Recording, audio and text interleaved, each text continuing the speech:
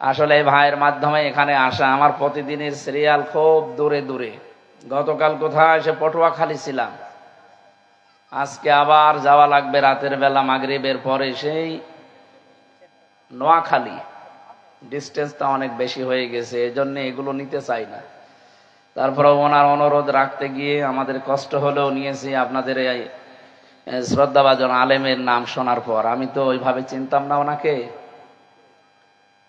আল্লাহ রাব্বুল আলামিন এনেই যখন দিয়েছেন হেদায়েতমূলক কিছু কথা যেন আমার মুখ দিয়ে বের করে দেন, সকলে বলেন আমিন। মঞ্চে বসা ওলামায়ে কেরাম, সামনে বসা মুসলমান ভাইরা, পর্দার আড়ালের সম্মানিতা মা এবং বোনেরা, অত পর্দার আড়ালে আর নেই, অত সব বাইরে চলে এসেছে। মেয়েদের প্যান্ডেল মনে হয় পোড়াপড়ি হয়ে গেছে। আপনারা ভেতরে গেলে ভালো হয়, সম্মানিতা মা বোন যারা আছেন আশপাশে, মেয়েদের প্যান্ডেলের ভেতরে অথবা আশপাশের বাড়িতে চলে যান। প্রশাসনের ভাইরা, প্রাণ প্রিয় কিশোরগঞ্জবাসী, দল মত জাতি বর্ণ ধর্ম নির্বিশেষে আজকের এই অনুষ্ঠান, এটা শুধু মুসলমানদের না। হাদা বায়ানুল লিন্নাস হুদাল লিন্নাস। কোরআনের যে বর্ণনা এটা শুধু মুসলমানদের না মানুষের? বলেন বলেন।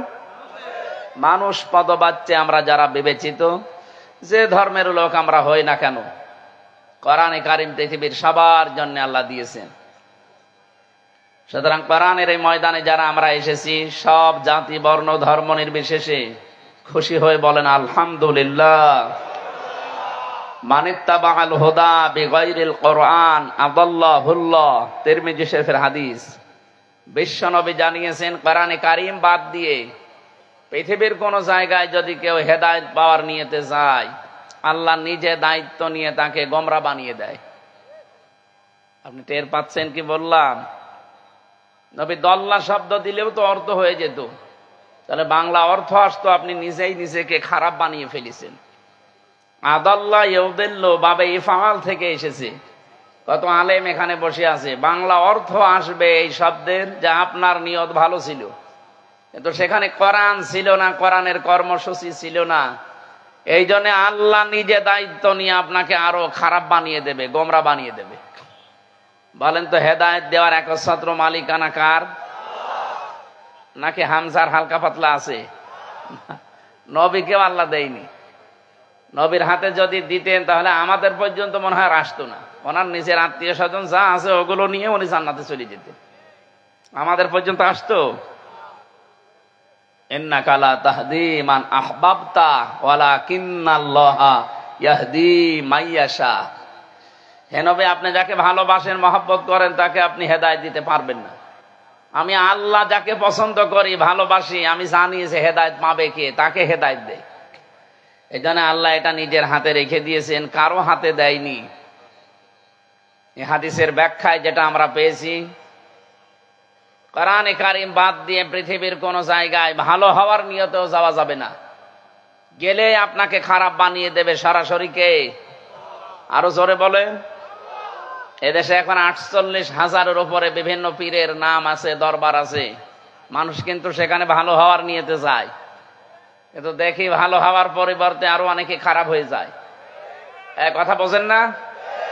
আমার কুষ্টিয়ার লালনের মাজারে মানুষ যায় খারাপ হওয়ার নিয়তে না ভালো হওয়ার নিয়তে? আপনাদের এই কিশোরগঞ্জ, ব্রাহ্মণবাড়িয়া, কুমিল্লা এই সমস্ত এলাকা থেকে বহু ছেলে মেয়ে নিয়ে সব চলে যাচ্ছে। বাংলাদেশে একটা জায়গা আছে যেখানে পুলিশ পাহারা দিয়ে গাঁজা খাওয়ায়, নিরাপদ জায়গা। আমার মনে হয় পৃথিবীতেও আর কোন জায়গা আছে বলে আমার মনে জানা নেই। এই বাংলাদেশে একটা জায়গা আছে, লালনের মাজার, কুষ্টিয়া। তো ওখানে তো মানুষ ভালো হওয়ার নিয়তে যায়। কথা বলেন কেন? কি করেন? একটাও কথা বলা যাবে, এদিকে তাকিয়ে থাকেন। আমি একটার নাম নিলাম এ কারণে, আজ হাজারো জায়গায় মানুষ যায় ভালো হওয়ার নিয়তে, কিন্তু কোরআন নেই, এই জন্য মানুষ ভালো হয় না, আরো খারাপ হয়ে যায়। তাহলে আজকে সিদ্ধান্ত নেওয়া যাবে না যেই দরবারে কোরআন নেই, কোরআনের কর্মসূচি চলে না, ওই দরবারের প্রতিষ্ঠাতা আমার বাবাও যদি হয়, আমি ওখানে আর যাব না। এটা খালি সামিয়ানা পর্যন্ত, পরেরটা বলবো। বাংলাদেশে যত রাজনৈতিক দল আছে, সেই দলে কোরআন নেই, কোরআনের কর্মসূচি নেই, ওই দল যদি আমার বাবাও তৈরি করে ওই দলে আমি নেই, এটা অত জোরে বলার দরকার নেই, কারণ এইটা সমস্যা আছে। এই কথা কি আপনি বুঝে শুনে বললেন? সত্যি বলেন তো, কোরআন নেই ওই দলে আর থাকবেন না? না, এবার আর হাত তুলছে না। তোলেন, আন্দাজে হাত তুলবেন না, ধরা খাবেন কিন্তু। ঠিক আছে, আলহামদুলিল্লাহ, ওয়াজ তো হয়ে গেছে। যারা আলেম বসে আছে জিজ্ঞাসা করেন, ওয়াজ হয়ে গেছে। যেখানে কোরআন নেই সেখানে যাবেন না। তাহলে এই দেশে ৯৬% মুসলমান আমরা, অন্তত ইসলাম কায়েম হওয়ার জন্য ৪১ সাল লাগবে না, ৪১ ঘন্টায় এদেশে ইসলাম কায়েম হয়ে যাবে। কোরআন যেখানে নেই আমি সেখানে নেই। এবার আপনি হাত যারা তুললেন এটা যেন মিস না হয়, নাকি সামিয়ানা পার হয়ে গেলে যা ছিল তাই হয়ে যাবেন। আল্লাহ আমাদেরকে হাদিসটা মেনে চলার যেন তৌফিক দান করেন, বলেন আমিন। কোরআনে কারীম যারা শুনতে এসেছি খুশি হয়ে বলেন আলহামদুলিল্লাহ। আল্লাহ রাব্বুল আলামিন জানিয়েছেন এই কোরআন কিভাবে মানুষের সামনে আপনি উপস্থাপন করবেন, আমি তোমাকে শিখিয়ে দিলাম হে নবী। কিতাবুন উনজিলা ইলাইকা ফালা ইয়াকুন ফি সাদরিকা হারাজুম মিনহু লিতুনযিরা বিহি ওয়া যিকরা লিল মুমিনিন। এই যে কোরআন আমি আপনাকে দিয়েছি, এটা মানুষের কাছে যখন আপনি উপস্থাপন করবেন তখন আপনার মনের ভেতরে যেন কোনো ভয় ভীতি কাজ না করে। হারাজম মিনহু লিতুনযিরা বিহি, এটা দিয়ে সতর্ক করার সময় ভয় ভীতি দ্বিধা দ্বন্দ্ব সংশয় সন্দেহ এমনকি কোনো সংকীর্ণতা যেন আপনার ভেতরে না আসে। আপনি যতটুকু জানেন স্পষ্ট ভাবে মানুষের কাছে আপনি ব্যাখ্যা বিশ্লেষণ তাফসীর করে শোনাবেন। ওয়া যিকরা লিল মুমিনিন, কোরআন মুমিনদের জন্য উপদেশ। কাদের জন্য? এখানে হারাজনের ব্যাখ্যা আমি দুইটা পেয়েছি। এক নম্বরে কোরআনে কারীম দিয়ে যখন মানুষকে আপনি সতর্ক করবেন, হে নবী আপনি দেখবেন অনেক মানুষ এমন আছে আপনার সামনে যারা শোনার পরে না বোঝার কারণে মন খারাপ করবে, রাগ করতে পারে। এরকম মানুষ দেশে নেই? আমরা যেটা বোঝাতে চাই কোরআন দিয়ে ওইটা উল্টো বোঝে। দ্বিতীয় নম্বর, আবহমান কাল থেকে অনেক নিয়ম নীতি ইসলাম মনে করে মানুষ পালন করে আসছে। আপনি যখন কোরআনের ব্যাখ্যা বিশ্লেষণ দেবেন ওইগুলো টিকবে না, কারণ তাফসীর মানে খুলে ফেলা। তাফসীর মানে কি? আবরণ দিয়ে ঢাকা আছে, আবরণটা তুলে ফেলা। এই সমাজে এই দেশে যারা শিরক বেদাত জুলুম এগুলোর আবরণ দিয়ে নিজেদেরকে ঢেকে রেখেছে, কোরআনে কারীমের তাফসীর করলে ওই আবরণ খুলে যাবে, জাতি বুঝে ফেলবে যে এটা জাতির সর্বনাশকারী। হে নবী আপনি দেখবেন ওই মানুষগুলো তখন বাধা দেবে। ওয়াইদা তুতলা আলাইহিম আয়াতুনা বাজ্জিনাতিন তারিফু ফি ওয়ুজুহিল্লাযিনা কাফারুল মুনকার। যখন আপনি তাদের সামনে আমার আয়াতগুলো ব্যাখ্যা করবেন, স্পষ্ট দলিল প্রমাণ দিয়ে দেবেন, দেখবেন অনেকে আছে আপনার দিকে তেড়ে আসবে মারার জন্য। আমরা 15.5 বছরে অনেক জায়গায় এটা দেখেছিলাম, আলেমদের কাছ থেকে অনেকে মাইক পর্যন্ত কেড়ে নিয়েছে। আলেম কি ওর বাবার কথা এসে বলেছে? কত স্পষ্ট দলিল আর প্রমাণ দিয়ে কথা বলতো, আপনি কেন মাইক কেড়ে নিলেন? আজকে আসেন তো মাইক কেড়ে নেন, আসেন। আজকে মাইক দিয়ে দিলাম, আজ আসেন দিয়ে দিলাম, আজকে নিয়ে যান। কোন মায়ের দুধ খেয়েছেন আমরা দেখছি, আসেন। সময় পাল্টিয়ে গেছে আর আমরা এটাই চাই। কথা বলেন না কেন? আল্লাহর এই জমিনে আল্লাহর কথা বলতে কোনো বাধা আসবে না ইনশাআল্লাহ। যদি আসে ও বাধা রাখা হবে না, শিকড় সহ তুলে ফেলা হবে। এখন অনেকে এখনো পর্যন্ত আছে বিভিন্ন না বুঝে বাধা দিচ্ছেন। আমি আশা করব আপনারা সংশোধন হবেন। আপনারা একটা মজলুম দল, মজলুম মানুষ এইভাবে করলে কিন্তু মানুষের ভেতরে একটা উল্টাপাল্টা প্রতিক্রিয়া আসবে। ডক্টর মিজানুর রহমান আজহার একটা ইঙ্গিত দিয়েছে আর আপনি বুঝে ফেললেন, আপনি এত জ্ঞানী মানুষ, হ্যাঁ, এক বাদশাহ তার গোডাউন থেকে খালি তোলা চুরি হয়ে যেত। তোলা চুরি হয়ে যাচ্ছে যখন চিন্তা করছে কি করে চোর ধরা যায়, উনি বুদ্ধি দিলেন, এক কাজ করো, সবাইকে ডাক দাও যারা পাহারায় আছে। নিয়ে আসলেন সামনে, বুদ্ধি করে বললেন, তোলা চোর যে সে তো এখানেই আছে, তার মাথায় আমি তোলা দেখতে পাচ্ছি। কেউ তো মাথায় হাত দেয়নি, যে চুরি করেছে সে মাথায় হাত দিয়েছে। তা আপনি নিজে বুঝে ফেললেন যে আমাদেরকে বলছে, অবশ্যই আপনি এ কাজ করেন। আর এখন মিথ্যা ছড়াচ্ছেন আলেমদের নাম নিয়ে, যে আলেমরা ধর্ম ব্যবসায়ী। মদ ব্যবসায়ী যেমন নিজে মদ খায় না, মানুষকে খাওয়িয়ে মাতাল করে, আলেমরা আজ এরকম যারা ধর্ম ব্যবসা করে খায়, নিজেরা ধার্মিক না, এরা মানুষকে এই ধর্মের আগল পাগল দিয়ে মানুষকে বুঝিয়ে রাখে। আপনি কি কথা বলেছেন, আপনি হিসাব করেছেন? আপনার ঈমান নষ্ট হয়ে গেছে। কারণ আলেম এগুলো আলেম না, এগুলো নবীর ওয়ারিস। কি কথা বোঝেন আপনি? যে কথা বলেছেন সে তাওবা করবেন।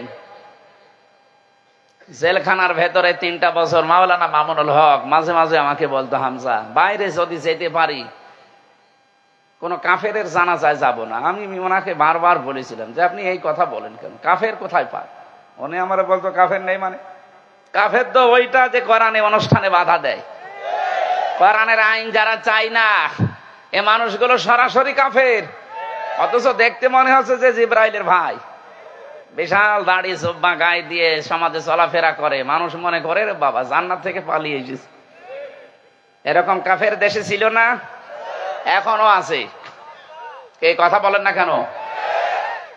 এই জন্য সংশোধন করলাম, আপনাকে সংস্কার হওয়ার জন্য বলছি। আপনি আশা করছি সংস্কার হবেন। একজন জোতা পিটা খেয়েছে পরশুদিন, আলেমের নামে শুধু মন্তব্য করে যদি জোতা পিটা খায়, এ দেশ এখন কোন জায়গায় আপনি টের পাচ্ছেন? আগস্টের আগে 5 তারিখের আগের রিপোর্ট পেয়েছিলাম, এই দেশে মাত্র 100 জনের 15 জন মানুষ কোরআনের বিধান এ দেশে কায়েম হোক চাইতো। মাত্র 100 জনের 15 জন। এই 4.5 মাসের ব্যবধানে সময় পাল্টিয়ে গেছে। জানুয়ারির 1 তারিখের রিপোর্ট দেখেন, এদেশের 100 জনের এখন 58 জন মানুষ চাচ্ছে কোরআনের বিধান এ দেশে কায়েম হোক। তারপরও আলিয়া কওমি এরপর যত আলেম আছে সব ঘটনা যখন এক হয়ে যাচ্ছে, 58 না, কিছুদিন পরে দেখবেন দেশের 100 জনের 100 জন মানুষ চাইবে এদেশে কোরআনের বিধান কায়েম হোক। আর আমরা এটা দেখে মরতে চাই? বলেন। এই জন্য আবাহমান কাল থেকে নিয়ম নীতি চলে আসছে অনেক, যেগুলো ইসলাম না, ইসলামের নাম চালিয়ে দেয় মানুষ। আর আপনাদের এই পাশের জেলা ব্রাহ্মণবাড়িয়া, পাশের জেলা না, ওরা নাম নেয় সুন্নি, আসলে এদের নাম দেওয়া দরকার বেদাতি। কোরআনে কারিমে 3টা পাপের শাস্তি আমি পড়েছি, যে পাপের শাস্তিগুলো আল্লাহ ডবল করে দেবে। একটা পাপ করলে তো একটা শাস্তি হয়, আর ওই 3টা পাপ যদি কেউ করে তার শাস্তি হবে ডবল। সূরা ফুরকানের 68 নম্বর আয়াতে আছে, ওয়াল্লাযীনা লা ইয়াদউনা মা'আল্লাহি ইলাহান আখার, যারা আল্লাহর সাথে অন্য কাউকে ডাকে। হ্যাঁ নবী, যে মানুষগুলো আল্লাহকে ডাকে অন্য কাউকে আর ডাকে না, এই মানুষগুলো হচ্ছে রহমানের বান্দা। কিন্তু আল্লাহকে ডাকে মা'আল্লাহি ইলাহান আখার, আল্লাহর সাথে অন্য কাউকে যারা জুড়ে দেয়, ইউদাআফ লাহুল আযাব, এদের শাস্তি হবে ডবল। কয়টা? বলেন বলেন, আপনি বলেন তো। আমি নাম ধরে বললাম, এই যে তাহেরি ভাই, উনি যে জিকির বানিয়েছেন, আল্লাহর নামে কিছুক্ষণ জিকির করার পরে দেখি শালি বাবা, কেল্লা বাবা, ফতেবা। কোথায় পেয়েছেন এটা বলেন তো? যারা আলেম বসে আছে জিজ্ঞাসা করেন তো, এগুলো কি জিকির?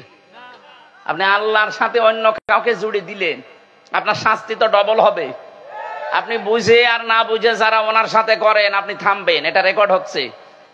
আশা করছে আপনার কানে গেলে আপনি ওই দিনই বন্ধ করে দেবেন, জিকির করবেন সুবহান আল্লাহ, আলহামদুলিল্লাহ, লা ইলাহা ইল্লাল্লাহ, আল্লাহু আকবার। আপনি কিসের কেল্লা, কিসের ফতে? এরপরও যদি কেউ না থামে, আমার মনে হয় ওরে তাহেরি জাদুগ্রস্ত করে ফেলিস।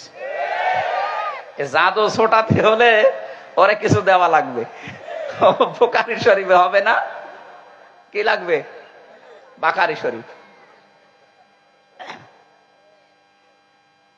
কিশোরগঞ্জবাসী 2 নম্বরের শাস্তির কথা পেয়েছিলাম পাপের। ওয়ালা ইয়াকতুলুনা আন-নাফসাল্লাতী হারামাল্লাহু ইল্লা বিল হক, যারা অন্যায় ভাবে মানুষকে হত্যা করেন। আমি অন্য সময়ের কথা বাদ দিলাম, শিক্ষার জন্য বলছি। 2006 থেকে এই 24 পর্যন্ত যতগুলো মানুষ মারা গেল, আপনি কি ইয়ার কি মনে করেন? 2724 জন মারা গেছে শুধু এই 24টির আন্দোলন। আর এর আগে কত মানুষ মারা গেছে, যার ইশারায় মারা গেল। এই মানুষগুলোর বিচার করা দরকার না? এদের যদি দুনিয়াতে এই পাপের শাস্তি দেওয়া না হয়, কিয়ামতের দিন আল্লাহ কিন্তু ডবল করে শাস্তি দেবে। এই জন্য আপনাদেরকে আমরা বাঁচাতে চাই, যারা যে পাপ করেছেন পাপের শাস্তি নিয়ে যান, তাহলে কিয়ামতে আপনি ছাড় পাবেন। নাই তো ডবল করে আল্লাহ যখন দেবে তখন টের পাবেন।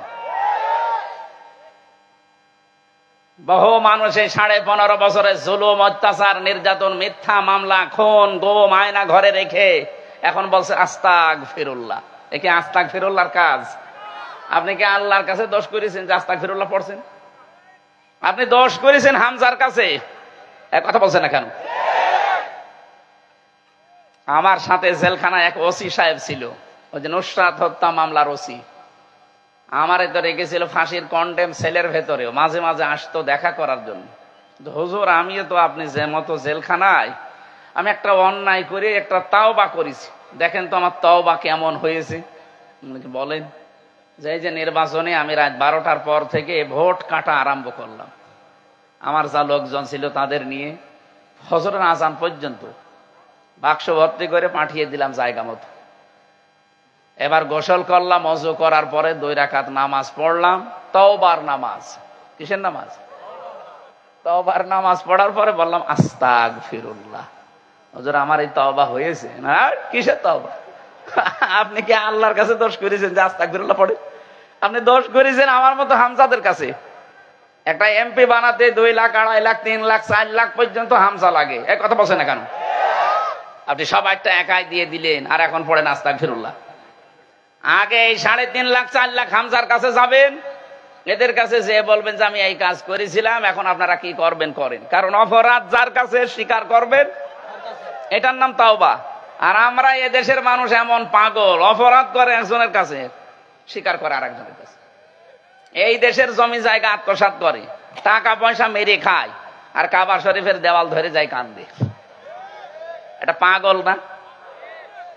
কোথায়? 6000 কিলোমিটার দূর এখান থেকে কাবা শরীফ।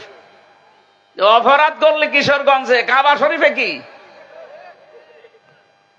এই জন্য অপরাধ যার কাছে করেছেন স্বীকার তার কাছে করা লাগবে। ওনাকে ওই দিন বলেছিলাম, স্যার আপনার জীবনে একটা মারাত্মক ভুল হয়ে গেছে, আপনি হয়তো বের হয়ে যাবেন 7-8 বছর পরে, যে যাদেরকে পাবেন তাদের কাছে মাপ চেয়ে নিলেন, কিন্তু এই কয় বছরে তো অনেক হামজা মারা যাবে। কি অনেকে মরে যাবে না? আপনি তাদের কাছে মাপ চাবেন কি করি? তাহলে বস আমি কি করবো? এখন কিছু করার নেই, কারণ যারা মরে গেছে ওদের কাছে আপনি মাপ চাবেন কি করি? একটা জালেমাকে টিকাতে গিয়ে এরকম বহু মানুষের জীবন আপনারা নষ্ট করে ফেললেন। এই জন্য আমরা যেন এই ভুল সামনে না করি। যার কাছে যে অপরাধ করেছেন আগে তার কাছে যে স্বীকার করবেন, তার যদি ক্ষতি হয়ে যায় তার ক্ষতিপূরণ দেবেন। আমি নিজে ভিকটিম, 3টা বছর আমার বিনা কারণে আপনি আটক করে রেখেছিলেন। এই যে কয়েকদিন আগে আমার মামলা সব খারিজ হয়ে গেছে, আদালত কর্তৃক প্রমাণিত যে আমি নির্দোষ, আমার কোনো দোষ পায়নি তারা। তাহলে 3 বছর আপনি রাখলেন। আমার বাবার কাছ থেকে প্রায় 30 লাখের উপর টাকা খেয়েছেন, কারণে অকারণে। বলতো টাকা দেন, নাই তো আরো মামলা দেবো, এভাবে ভয় দেখিয়ে দেখিয়ে এতগুলো টাকা নিয়েছেন। এরপরে আমি আকিস গ্রুপের খতিব ছিলাম, সেখানে নিয়েছি প্রায় 32 লাখ টাকা। এখন ওনারা যদি বলো হুজুর মাফ করে দিন, আমি আন্দাজে মাফ করে দিলে হবে, টাকা ফেরত দেন। এই কথা বলছে না কেন? সেদিন মামলার আয়ু কল দিয়ে বলছো হুজুর মাফ করে দিয়ে। আরে মাফ তো করবো, আগে টাকাগুলো দেবেন তো। টাকা নেই, আপনি আন্দাজে মাফ করে দেবো না? এই জন্য যার যে ক্ষতি করেছেন এই 15.5 বছরে, যার যা নষ্ট করেছেন, আপনার কারণে অনেকে উপরের চেয়ারে উঠতে পারে নাই। এরকম মানুষ দেশে ছিল না?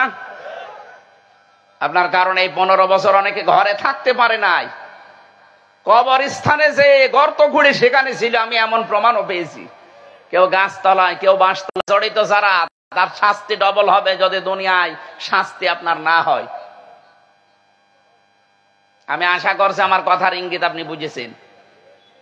ওয়ালা ইয়াজনুন, জেনা করা যাবে না। কি করা যাবে না বলেন তো? বাংলাদেশে জেনা করা এখন সহজ না কঠিন? একেবারে সহজ করে দিয়েছে। বিশেষ করে ভারতের এই পিন আপ করা পত্রিকাগুলো আর আকাশ সংস্কৃতির নামে যেগুলো আসে। আমি মালদ্বীপে গিয়েছিলাম, মালদ্বীপের মতো রাষ্ট্রে ভারতের চ্যানেল সব বন্ধ করে দিয়েছে।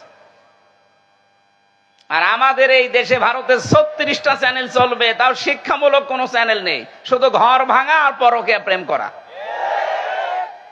মমতা ব্যানার্জি বুঝে ফেলেছে পশ্চিমবঙ্গে জানা এখনো কোনো শিক্ষা দিতে পারে না, শুধু মানুষের ভেতরে তালাতালি করে। আর আমরা মুসলমান এখনো বুঝি নাই। আমরা আশা করব এদের এই চ্যানেলগুলো সব বন্ধ করে দিন, কোনো দরকার নেই, এদেশে চ্যানেল কম নেই। এই সংস্কৃতি দিয়ে আমাদের চরিত্র কোথায় নামিয়েছে আপনি টের পাচ্ছেন? নবীজি 1500 বছর আগে বলেছিল যে এমন সময় আসবে যে মানুষ নিজে বসে বসে জেনা করবে আর জেনা করা দেখবে। আমার মনে হয় সে সময় চলে এসেছে। যাদের কাছে মোবাইল আছে, এমন কোন দৃশ্য যদি থাকে যেটা দেখলে আপনি আনন্দ পান, ভালো লাগে, মজা লাগে, আর অন্য কেউ দেখলে আপনার লজ্জা লাগে, এই মুহূর্তে এটা ডিলিট করা লাগবে।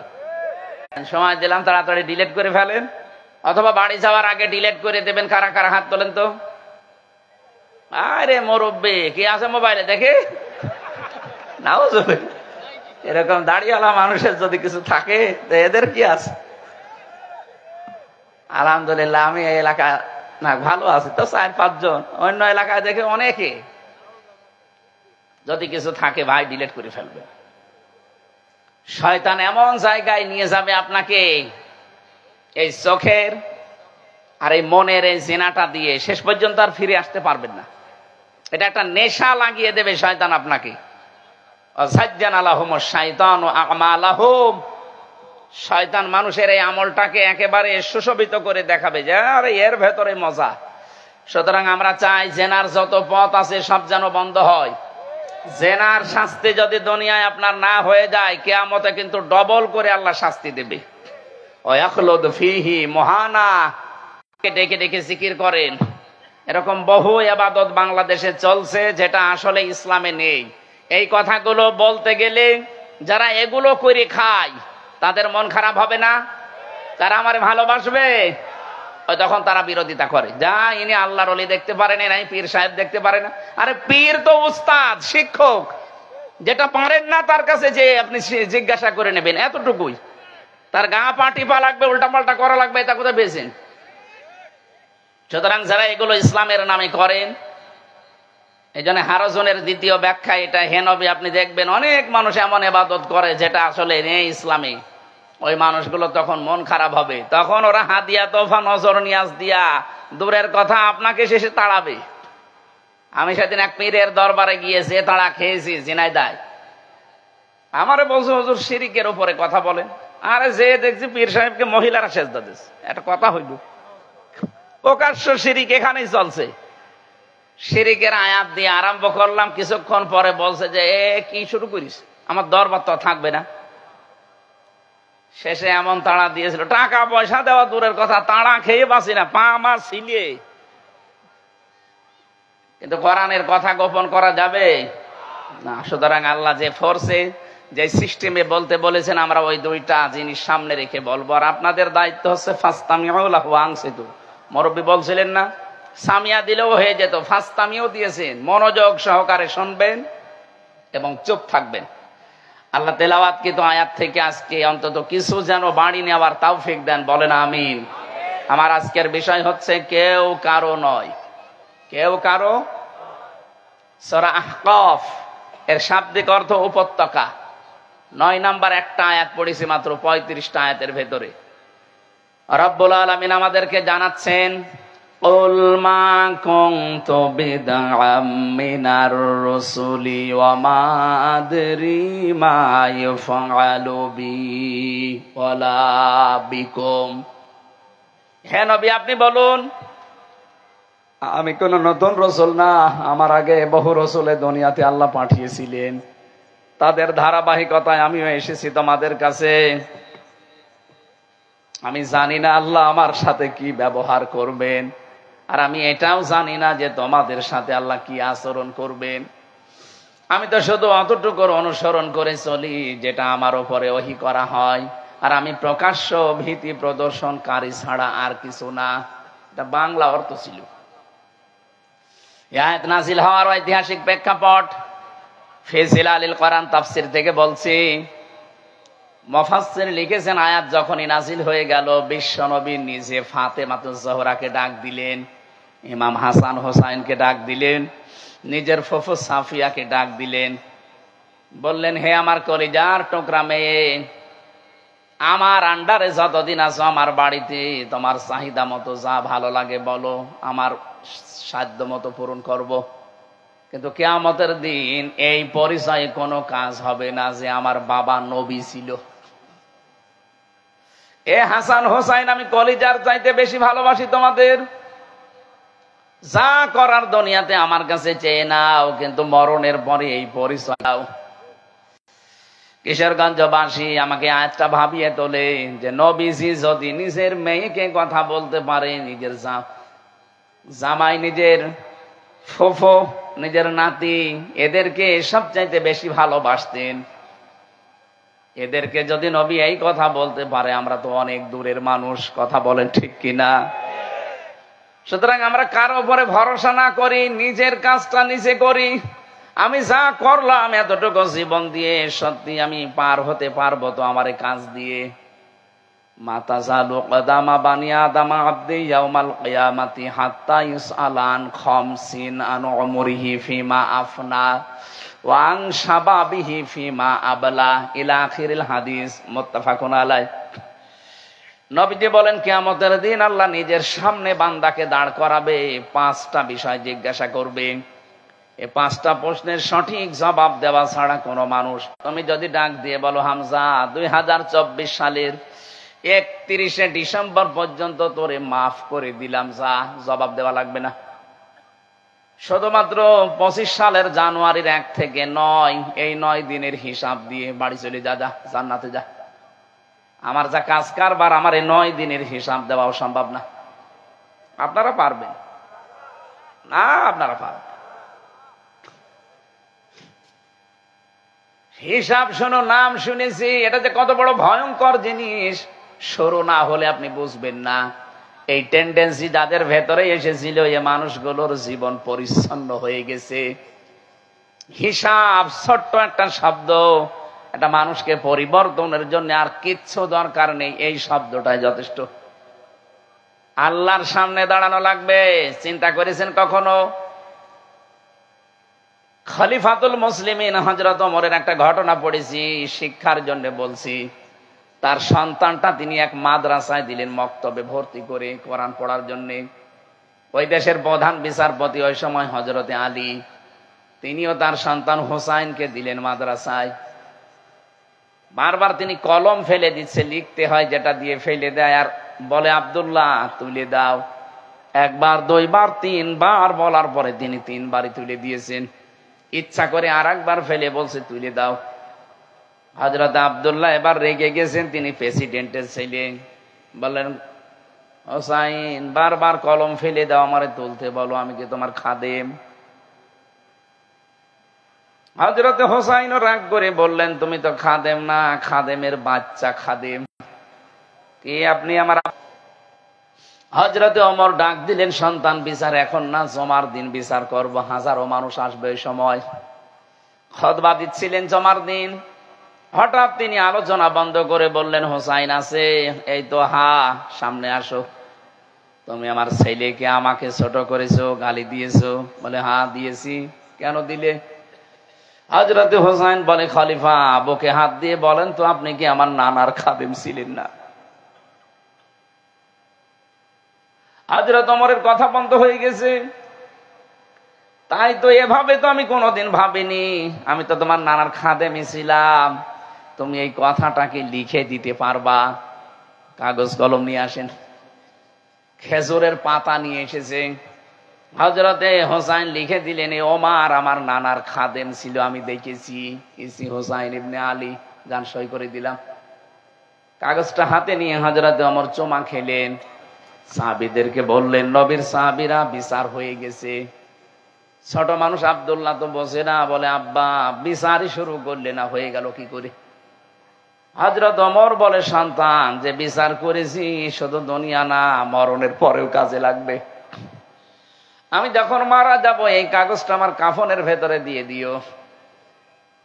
আল্লাহ দেখো তোমার নবীর নাতি লিখে দিয়েছে, সই করা আছে, আমি নাকি নবীর খাদেম ছিলাম, এই ওসিলায় আমারে মাফ করে দাও। জান্নাতের গ্যারান্টি পেয়েছেন জিন্দা অবস্থায়। তারা আকাশের তারকা দেখতে পান, হয়তো একদিন গণনা করলে শেষ করে ফেলতে পারবেন।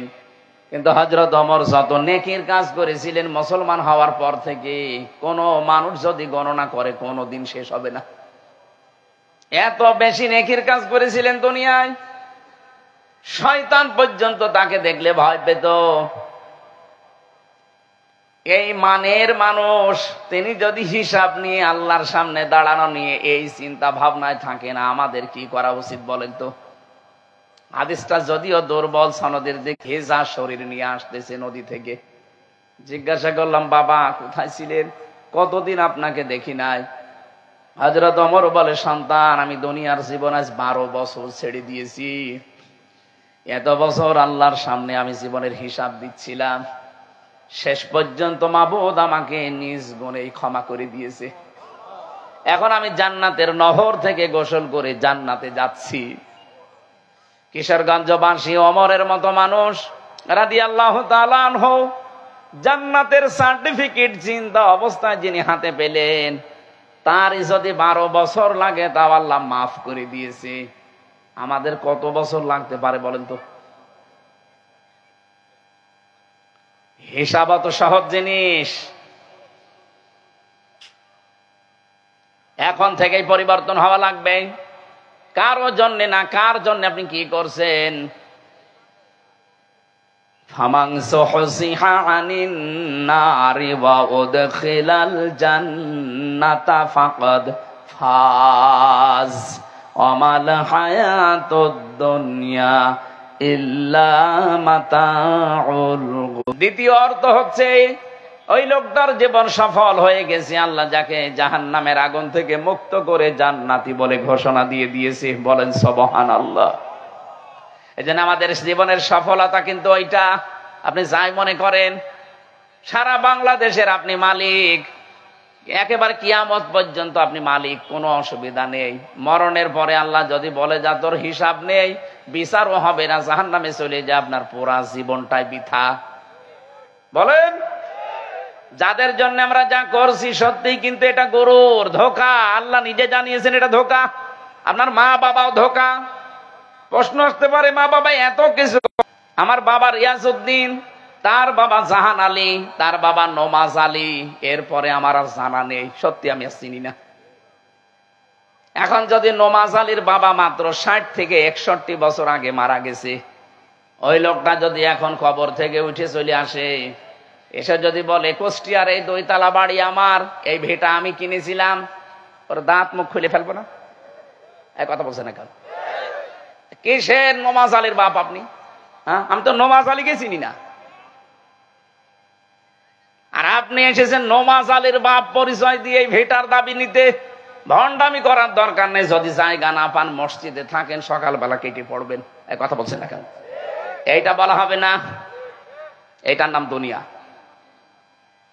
এই জন্য আমরা যেন ধোঁকা খেয়ে বোকা হয়ে না থাকি। যেহেতু ধোঁকা খেয়েছিলাম, এখন আমরা সতর্ক হব। নবীজি যদি নিজের মেয়েকে বলতে পারে যে আমার পরিচয়ে কিচ্ছু হবে না, নিজের কাজ নিজে করো, আর আমাদের কোথায় আছি আমরা? বাংলাদেশে। বিশ্বনবীকে যদিও পরবর্তীতে দেখেছি, তিনি জিজ্ঞাসা করেন, হে রাসূল, আপনি তো আপনারটা বলে ফেললেন যে আপনার পেছনের সামনের সব মাফ, আমাদের কি অবস্থা হবে? পরবর্তীতে 2 আয়াত পরে সূরা ফাতির 3 নম্বর আয়াতটা নাযিল হয়। লিয়াদখিলাল মুমিনিনা ওয়াল মুমিনাতি জান্নাতিন তাজরি মিন তাহতিহাল আনহার খালিদিনা ফিহা ওয়া ইউকাফিরু আনহুম সাইয়্যাতিহিম ওয়া কানা যালিকা ইনদাল্লাহি ফাওজান। এবার এদিকে তাকান, এখানে একটা শিক্ষা আছে। আল্লাহ যে জান্নাতে প্রবেশ করাবে, যার তলদেশ দিয়ে নদী আর নহর প্রবাহমান, কাদের নাম বললেন? যারা মুমিন। যারা কি? প্রশ্ন আসতে পারে, আমরা কি? আমরা মুমিন না? না, এটা তো দাবি করার জিনিস না। মুমিন দাবি করতে হলে আগে একটা কাজ ছেড়ে দেওয়া লাগে, তারপরে আপনি ঈমানের দাবি করতে পারবেন। আমাদেরকে আল্লাহ বানিয়েছেন ইবাদতের জন্য। ইবাদত করার আগে একটা কাজ করা লাগে, ঈমান আনতে হয়। ঈমান আনার আগে আরেকটা কাজ করা লাগে, তাগুত ছেড়ে দিতে হয়। বাংলাদেশের দিকে তাকিয়ে আমি দেখেছি বহু মানুষ ঈমানের দাবি করে কিন্তু তাগুত ছেড়ে না দিয়ে। ফামাইয়াকফুর বিত্তাগুতি ওয়া ইউমিন বিল্লাহ, কোন মানুষ যদি ঈমান আনতে চায় আল্লাহ বলেন তাকে আগে তাগুত ছাড়া লাগবে। ফাকাদ ইসতামসাকা বিল উরওয়াতিল ওয়াসকা লা ইনফিসামা লাহা, তাগুত ছেড়ে দিয়ে যদি ঈমানের দাবি করতে পারে ওর ঈমান কখনো ছিঁড়ে যাবে না। কথা বুঝতেছেন? সে একটা এমন মজবুত রশি ধারণ করেছে যা কখনো ছিঁড়ে যাবে না। আজকে আমি বাংলাদেশের সাথে মিলিয়ে দেখেছি, যারা তাগুত ছেড়ে না এখান থেকে ওর বাতি নিভে গেছে। এরকম ইমানদার দেশে নেই। ডক্টর শফিকুল ইসলাম মাসুদ, আমি নাম ধরে বলছি এই কারণে আমি নিজে পরীক্ষিত। 57 দিন লোকটা রিমান্ডে ছিল। এসব জায়গাগুলো কিচ্ছু নেই, পিটিয়ে ওরা সব ভেঙে দিয়েছে। দেলাওয়ার ভাইকে দেখেছিলাম, এর তার গরম করে ওনার লজ্জা স্থানের ভেতরে ঢুকিয়েছে। সেনসিটিভ জায়গা এটা। কি কথা বলছে না কেন? কত সেনসিটিভ জায়গা এখানে। আমার নিজের দেখা বলছিল এসে যে ওনারা আমরা তার গরম করে ভেতরে দিয়েছি, ওর পুরুষাঙ্গ নষ্ট হয়ে গেছে। যদিও পরবর্তীতে চিকিৎসার মাধ্যমে আল্লাহ আবার ফেরত দিয়েছে। 57 দিন রিমান্ড বাংলাদেশের ইতিহাসে আর কারো নেই। এত কিছু করার পরেও 1 চুল পরিমাণ নড়াতে পারে নাই তাকে। অথচ কত মানুষ আমরা এই দেশে দেখেছি শুধু বাতাস পাল্টিয়েছে, ও পাল্টিয়ে গেছে। আপনি ঈমান আনবেন তাগুত ছেড়ে না দিয়ে আর দাবি করবেন যে আমার ঈমান আছে না। আগে ছেড়ে দেন তাগুত। তাগুত কি? তাগুতের অর্থ পেয়েছি আমি 4টা। 1 নম্বরে তাগুত মানে শয়তান। তাগুত কি? এই যে মুরব্বী বলছিলেন না যে শয়তান কোথায় পাবো? শয়তান নেই এই পৃথিবীতে। মানুষ যারা অহংকার করে বুঝবেন ওইটা শয়তান। কারণ শয়তানের ভেতরে প্রথম রোগ ছিল সে অহংকারী।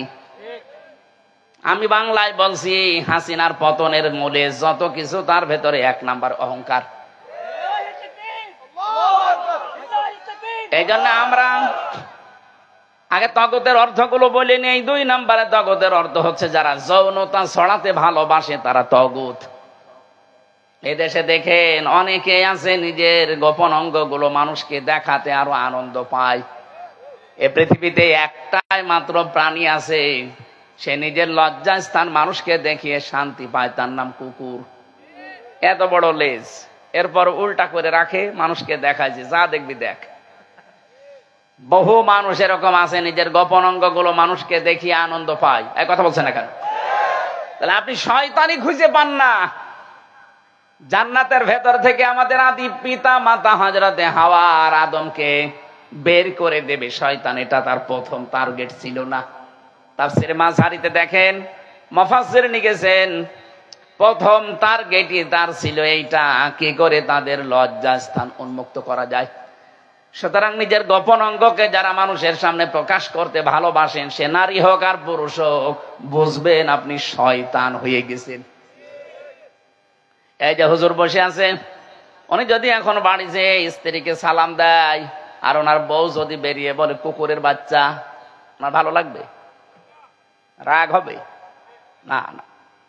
উনি জ্ঞানী মানুষ হলে চিন্তা করবে কি এত শিক্ষিতা মেয়ে, এত ধার্মিক মেয়ে, এটা বংশীয় মেয়ে, আমি সালাম দিলাম, আমারে জবাব না দিয়ে আমারে গালি দেয় কুকুরের বাচ্চা বলে।